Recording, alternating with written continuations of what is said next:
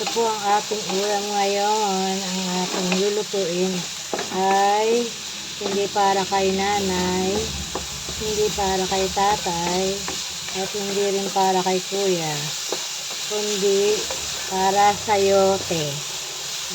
Pa-joke-joke po muna tayo. Yan po ang aming ulam. Ang tawag po dito sa lutong ito ay pigadilyo na natutunan ko sa aking ina. Pinatuyuan ko muna ang baboy at pipirituhin siya sa sarili niyang mantika. Ayan, mapula-pula na po siya.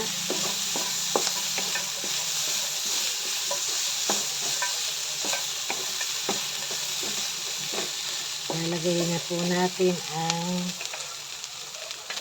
bawang. Sunod na po natin dyan ay ang sibuyas.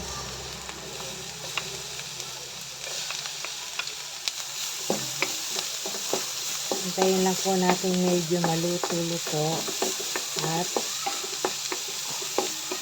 hintayin lang po natin ang 45 years. Ay, kay tagal. Lagay naman natin ang kamatis.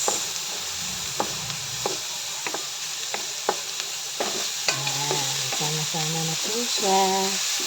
Ang ganda ng kulay ng ating baboy.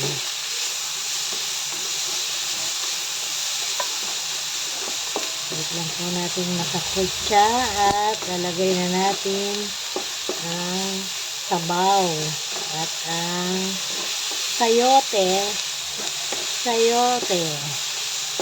Medyo mababa-baba na rin po ang sayote kaya pwede nang magluto ng bigadilyo.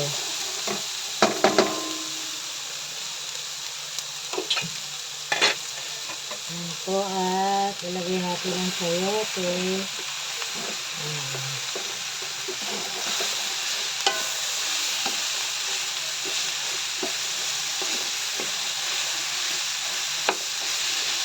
Tsaga-tsaga lang po tayo sa pananood para matutunan natin ang pagluluto ng pigadilyo.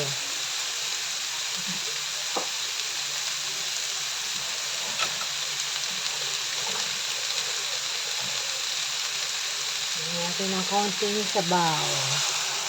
Mga 1 gram. Yuk lang po, konti lang po at ang sayote ay matubig. Ngayon po lalagay natin ang Knorr 4 cubes. Knorr, baka naman baka gusto niyo magpa-sponsor. Knorr cube. Diba? Ang ganda ng kulay. Antayin lang natin siyang lumambot. Ang baboy niyan medyo malambot na kasi pinaprito ko na yan. Lagyan natin ng patis.